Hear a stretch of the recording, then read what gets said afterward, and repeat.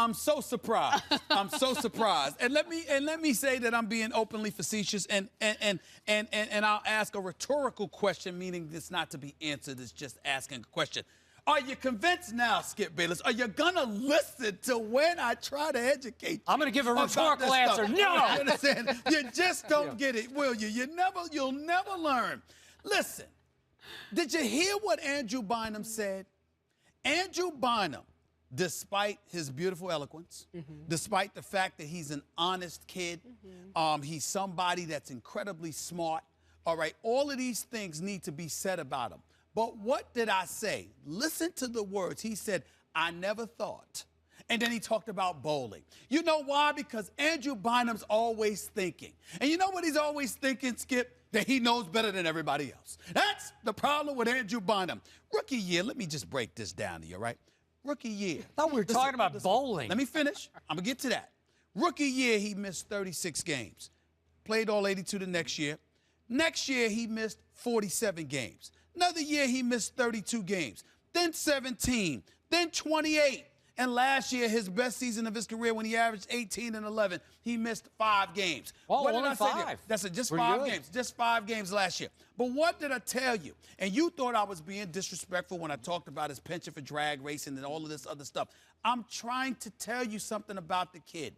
The same kid that is big and is burly and is really unstoppable when he's on his game, who can play, who I consider to be the second best big man in the game, is the same kid that looked Kareem Abdul-Jabbar in the face and said, I know enough. 6-time world champion, 6-time league MVP, NBA Finals MVP, Hall of Famer, all-time leading scorer in NBA history, most unstoppable move in basketball. Andrew Bynum looked him in the face at age 23 and said, I know enough, because he always knows enough, Skip Bayless. He always has the answers. And so when you're going out there bowling, and for those of you who may not know something about bowling, see, a bowling ball is kind of heavy. And understand something right there. It might not be heavy with somebody with these big Goliath hands like Andrew Bynum, but what happens is that the bowling ball that you hold with your finger, with your 3 fingers, okay, and you go down there, I'm surprised he didn't say he hurt his wrist. He actually hurt his knee, but he said this, okay? So you go out there, and you got to walk down that aisle, and then you got to bend down. You got to bend down. You don't stand straight up, Skip Bayless. You got to bend down. You've never It comes walked to the down motion. any aisle. You understand what I'm saying? You're right about that. Yeah. And I don't intend to anytime soon, but here's the deal. What I'm trying to say to you is this. You got to bend down, you got to bowl that ball down the road. And what happens, Skip, is this. It actually requires you to bend your knees a little bit. The very knees that have been hobbling Andrew Bynum. But no, it's not going to have any effect on my knees whatsoever. This is Andrew Bynum, and that's why I told you he wasn't going to be better than Dwight Howard. You know why? Because you actually have to play in order to do that. Well, that was not your argument. We were talking about in health. He is still the best center in pro basketball. No, he's not. On offense and defense, No, he's he is not. the best. No, he's not. He was the No, he's starter in not. the All-Star No, game he's last not. year for a reason. Now, In the West. let me Who was it in the educate you, East? because I know all too much about these knee procedures, because I've been through them before.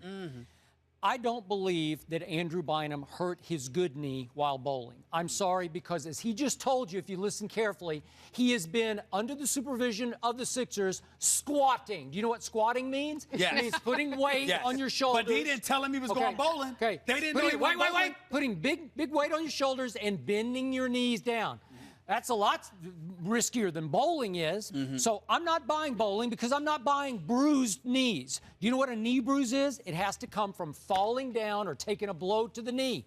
Did he actually strike himself, accidentally hit himself with the bowling ball? That's all I can figure out here. I'm not buying this story.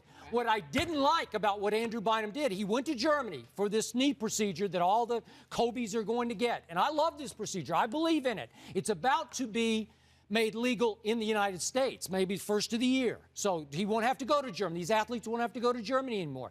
But he came home, and all of a sudden the Sixers are making him take cortisone shots in his knees. That would cancel out what you got done in Germany. I don't get it. Does he have arthritic knees, which means it's just decaying? You know, he's losing his cartilage. If he does, Stephen A., then the Sixers made a terrible deal, because I did not know that. When I was saying he's the best center, I didn't know he might have arthritic knee conditions in both knees. It's hard to reverse that. You can't stop it. Skip, with all due respect, if you would recall, what did I explain to you? I not only talked to you about Dwight Howard being better, I specifically said durability, and I said the ability to run up and down the floor over the course of 82 games.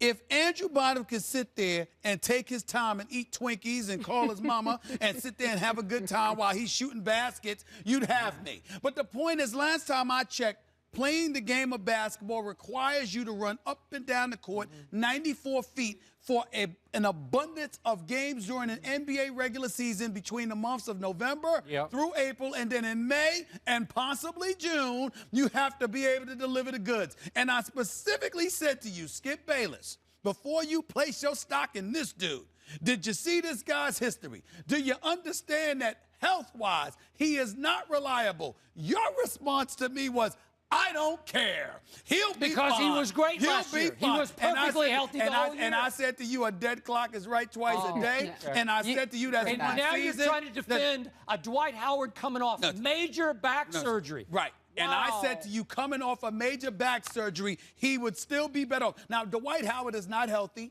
He is not ready. He's not near 100%, averaging 20 and 11 on 60% shooting for the field. And this is a bad year. Hold on. This is a bad year. His worst season before this was 2006, 2007 when he averaged 17. This is his worst. This is a bad year. He was dunking on Ashiq last night. It was impressive. I was saying, wow, you're back. It's not about Ashiq. It's about the fact that he could dunk it all. It's about the fact that he's running up and down the floor to be fed to dunk. He is on the court. Your boy is not. I tried to tell you. You wouldn't listen. I'm glad we're getting all this on tape so I can bring it back. That's right. Bring it back. In about a month, I'll bring it all back. I hope you do.